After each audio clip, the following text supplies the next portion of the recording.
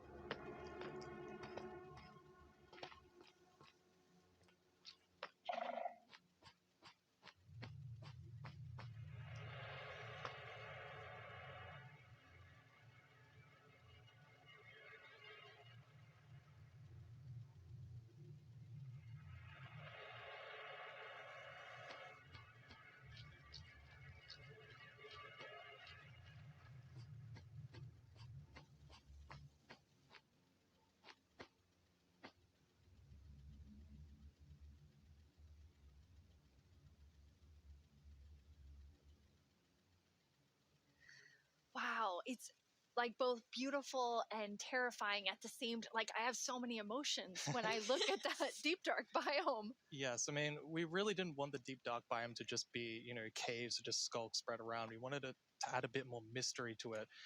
And, there's this ancient city, and what is it doing there? We're not going to tell the players. We're just going to let them go throughout and explore and see what they come to.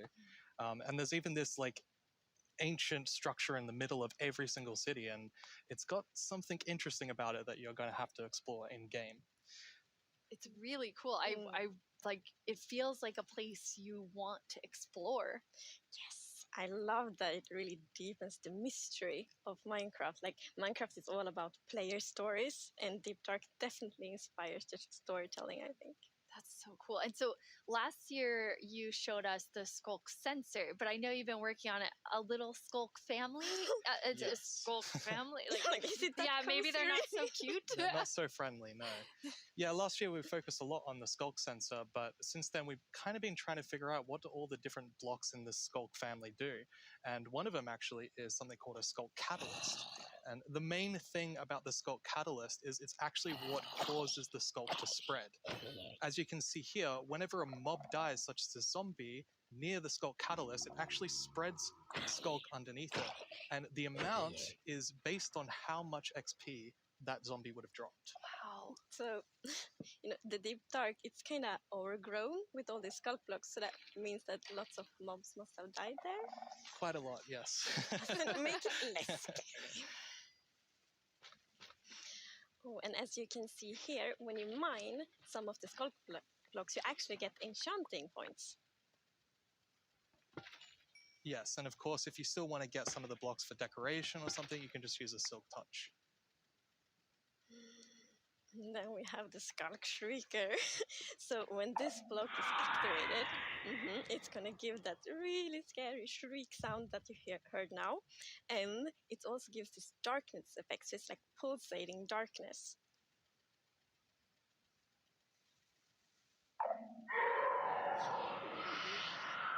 You even see now when you're sneaking and you step on a skulk sensor, even sneaking it will activate.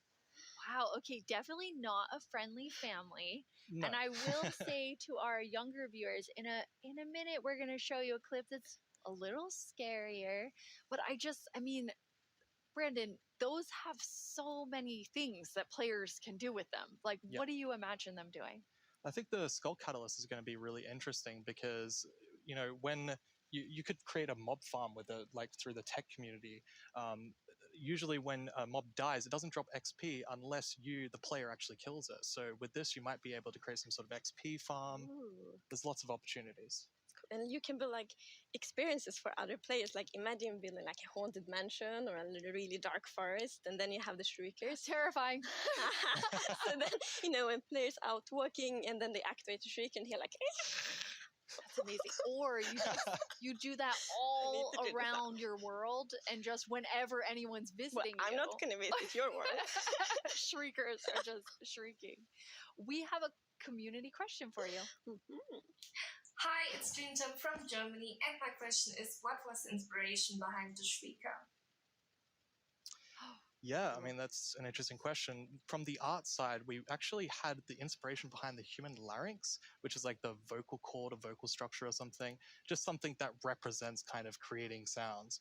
And from the gameplay perspective, we wanted to make sure that, first of all, the warden spawns in a unique way, and also in a way that you can avoid it. So usually you can kind of sneak around, and as long as you don't activate the Skulk Shriekers, then the warden won't come. But if you do make too many noises and the Skulk Shrieker activates too many times, the warden will come.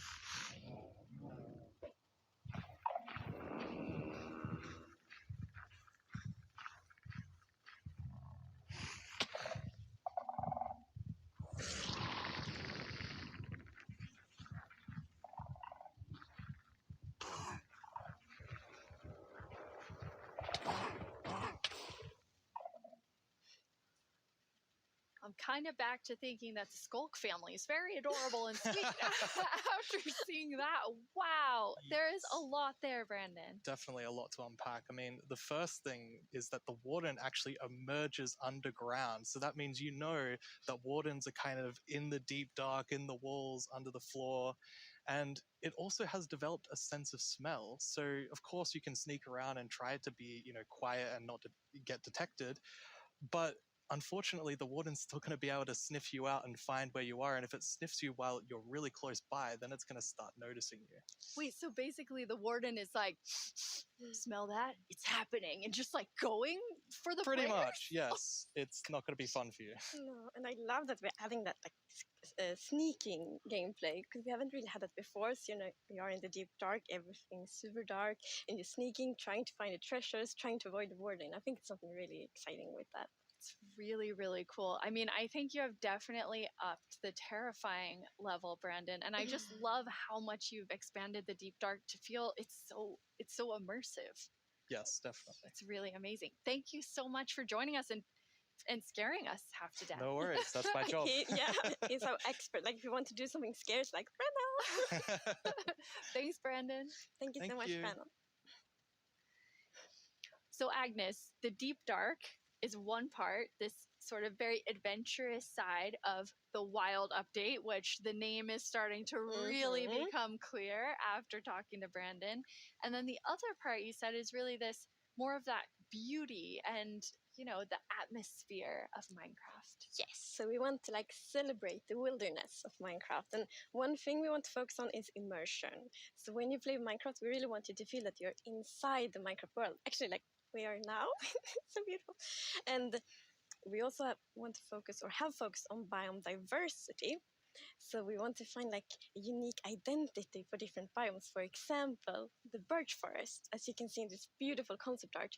So in the birch forest, we want it to be light and peaceful, and the sun reaches the ground, the trees are taller, and the flowers, things like that. It's really beautiful. It looks very Swedish in the birch forest. That's true. That's actually a very Swedish forest. Yeah. It's gorgeous. And then you want to add more atmosphere to the different biomes, but there's one biome that I would say you're giving it quite an overhaul. It's getting a lot more in the wild update. Yes, that's true. And that's the swamp. Oh, our art team is just so amazing. It's such a beautiful concept art. And as you can see here, the atmosphere is really different from the birch forest as well. It really is. It's amazing. So we have another one of our gameplay designers here and our swamp expert, Corey. Welcome, Corey. Hi, Corey. Hey, it's absolutely wild to be here. Oh no, Corey. The puns are so quick to start. It's Corey after all. Yeah, it's very on brand. So you're going to tell us about all of there's a lot of exciting things coming to the swamp. So what are we getting? Yes, there are a lot of awesome things coming. The first of which is the boat with the chest in it.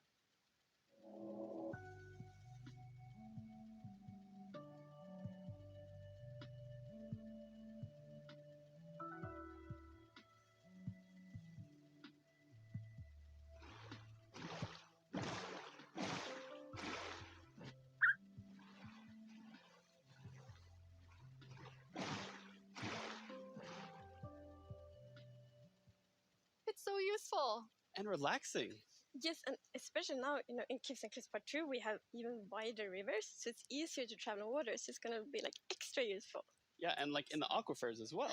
Yes, so when you go rafting in the caves, you can put your diamonds in the chest in your boat. Oh, it's really amazing. And you've been working on what I think now will be my favorite tree in Minecraft. Yes, we are adding the mangrove tree to Minecraft. So as you can see here, this is a propagule, and propagules grow from mangrove trees. They're actually ready to grow mini mangroves growing from the mangrove. And you can see here, the mangrove tree grows propped up on root blocks. It has vines hanging down from the leaves. The propagules are actually growing underneath the leaves. They actually grow from the leaves themselves. And I really like how the propagules are looking here. And okay, I'm just gonna nerd out on propagules for a minute. Okay, so in real life, the propagules grow, like I said, from the mangrove tree. And then when they fall into the water, or let's say they fall into water, they can float for up to a year before they plant themselves in the water, underneath the water, or on land, wherever they happen to land. And mangrove trees themselves are actually amazing for local ecosystems, fighting climate change, for local communities. They're just super trees, and I'm really, really excited that we're adding them to Minecraft. That's awesome. And this is the first sapling that you can plant underwater. Yeah, you can plant it underwater and on land as well. That's so cool. When you first showed me the mangroves and you talked about your favorite thing, the propagules, I actually remember playing in mangroves in Florida, and we would use them to like write in the sand because they're super cool. That's adorable. So seeing them in Minecraft is just so exciting. And of course, where there's a new tree, there must be a new wood type. Yes, the mangroves do come with a new wood type. And like always when we add a new tree, we are so happy. Like we get so many questions from the community like, will there be a new wood type? and therefore we're so happy that we were able to add a new wood type for the mangroves. And look at it, I think it's really pretty. And you also don't see like all the blocks here. It's gonna be like a full set for the wood types. It's gonna be like doors and trapdoors and so on. That's gorgeous. I love it. I'm so excited about mangroves, but I just need to mention another thing. Because we decided to go with like really big roots, and I think those are so cool. And we actually prototyped quite a lot back and forth, and it was a bit tricky to decide how the root should look like, as you see in this picture here. But now I'm so happy that we went with the like multi-block roots, because for example, when you like go with a boat and then you can go under the mangroves, and I think that adds such a nice feeling to it. Yeah, like in this picture, it's really nice atmosphere. That's beautiful. I really agree. And like when I was testing, I really loved that feeling of like being underneath it, being like this huge feeling. And I wanted more. I wanted to be surrounded by mangroves. So I was like, why don't I just make a mangrove swamp biome where I'm completely surrounded by them? So as you can see in this video, walking around, you're just completely surrounded in the mangrove swamp. It's just mangroves as far as the eye can see, just like in real life. And you have all the mangroves propped up on their roots, growing in the water, so you can take your boat underneath like Agnes likes, and you're just completely surrounded by the awesome beauty of it. It's so beautiful. Oh, and I mean, during sunset, every time I was testing, I would actually like pause the day-night cycle just to watch the sunset in the mangrove swamp. It was super beautiful. That's absolutely gorgeous. I noticed that was not dirt. Good eye, Lydia. That was wet dirt, otherwise known as mud. That's amazing. So you've actually added mud to do something really cool. Yeah, so we're adding really cool renewability mechanics to mud. The first of which is if you take a dirt block and pour a water bottle on it, then you can get more mud. And then the other one is if you take your mud block and you stick it on top of the dripstone, it will sort of like drip the water out of the mud and eventually dry it out, which turns into clay. I love the renewable clay. Like I always need more bricks. So perfect. Yeah, your local mason isn't going to be super happy with you though. That's actually true. I have this one mason, that's diamond tier mason in my village, and I always trade with them. You're taking a villager's job. They might be a bit upset now, but still renewable clay. Yeah, it's really, really cool. And you're also using mud to make a new block. Yes, we're also adding mud bricks. So mud bricks are a really, really exciting like building block. And as you can see here, the brick texture is actually different than the other stone bricks that we have in the game. So they're sort of smaller, more compact, but it is really cool like to build with. It matches a lot of different block sets, and I'm really excited to build with them. I just love the look of them. They're awesome. So beautiful. We have a creator question for the two of you. Uh-huh.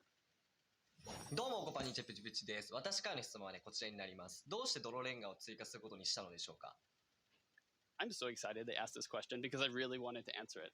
So the main reason that I wanted to add mud bricks to the game is that I really wanted people to feel like they're, okay, all around the world, there are houses built out of mud bricks. So many people around the world have houses, buildings using mud bricks. And I really wanted people who are playing Minecraft to feel like they could build their home and feel like they're at home in Minecraft. So I'm really glad we got to add them for that reason. Amazing. Yes, and it's so important for us that like everyone feels equally welcome when playing Minecraft.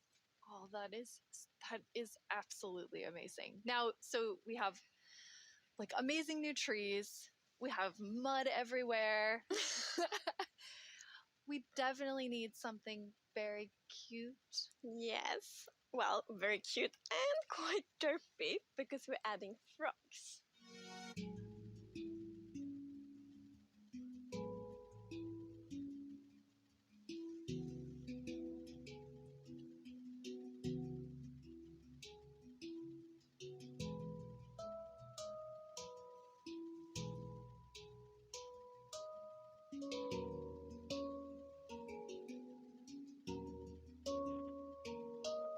They are cute and derpy. That's the perfect description of them.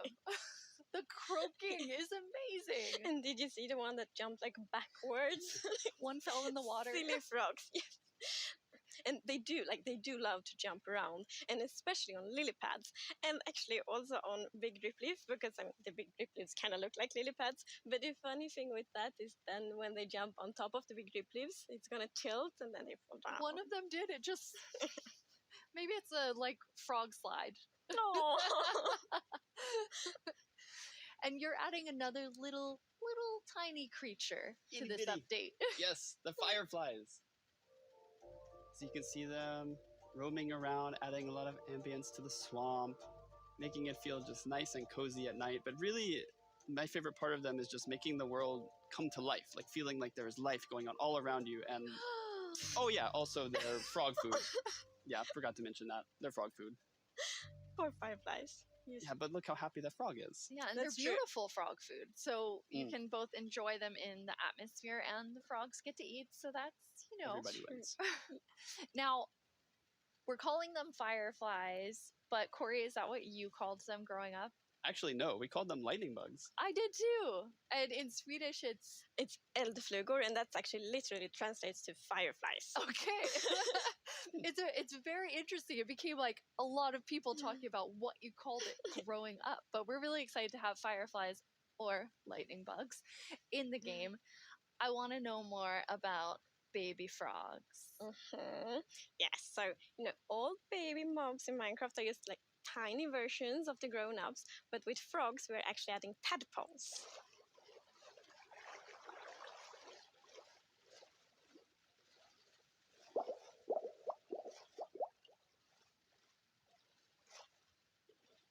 Once again, you deliver on the promise of cute and derpy with the tadpoles. We do. Yes, and you can pick them up in a bucket. Yes, and that's actually extra helpful for the tadpoles, because we have frog variants, and when a tadpole grows up, it will pick a variant depending on the temperature in the biome it grows up in. So for example, if it grows up in a really cold place, it's going to turn into a snowy frog. Yeah, as you can see here. So the frogs have kind of like two main systems. One is the tadpole system, and the other one is the cold-blooded system. So frogs are like the first cold-blooded animal in Minecraft. And in real life, there actually are frog variants that pick a color depending on, or they adapt their color depending on temperature. And we wanted to have that in Minecraft. We wanted to Minecraftify it. So therefore, the tadpole's going to pick a variant instead, depending on the temperature. That's so cool. And We- there are 3 variants. Yes, it's going to be 3 Okay, variants. so we've seen 2. What's the third one? The third one is the tropical frog.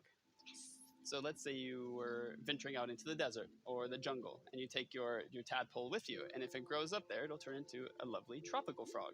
And what I really love about the tropical frogs is how just relaxed they look, and they're like blending into the sand almost. They're just so relaxed, just chilling there. Yeah. Yes. And I think there was a reason that they were Yes, probably that way. there is a reason they are white. So, I was reading a lot about frogs. Always when we had something new, we read up a lot. It's super fun because we can be really geeky. And then I learned about the real-life frog that's called gray foam-nest tree frog and lives, for example, in Angola, Botswana, and Kenya. And that frog can actually turn almost white to avoid overheating. So that's like the inspiration for the tropical frog in Minecraft. I love all 3 of them. And you have these different color variations, but you also have something else special about the frogs. Yes, so each frog variant is going to have something unique that will be useful for the players. But we actually don't even know what that is yet because we are working on the frogs right now. That is so cool. So Corey, which frog is your favorite? Oh, it's got to be the snowy frog. They look so cozy. Ooh, I'm tropical frog. I'm very interested to see which one the community loves the most. I love them all. Of them. Yeah, exactly. Thank you so much for joining us, Corey, and taking us into a deep dive of all really cool swamp things. Yeah, happy to be here. Thank you, Corey. Thank you, Of course. Corey. I'm just going to hop on out of here. Bye, So Corey. many puns. I like that. This is quite an awesome update. And I mean, I really see the name for the wild update. You get a bit of everything in it. Yes, and I love the contrast. Yeah, as you can see in this pretty concept art, it's really like that beautiful nature and the super terrifying deep dark. And I love that contrast between these two things. It's absolutely amazing.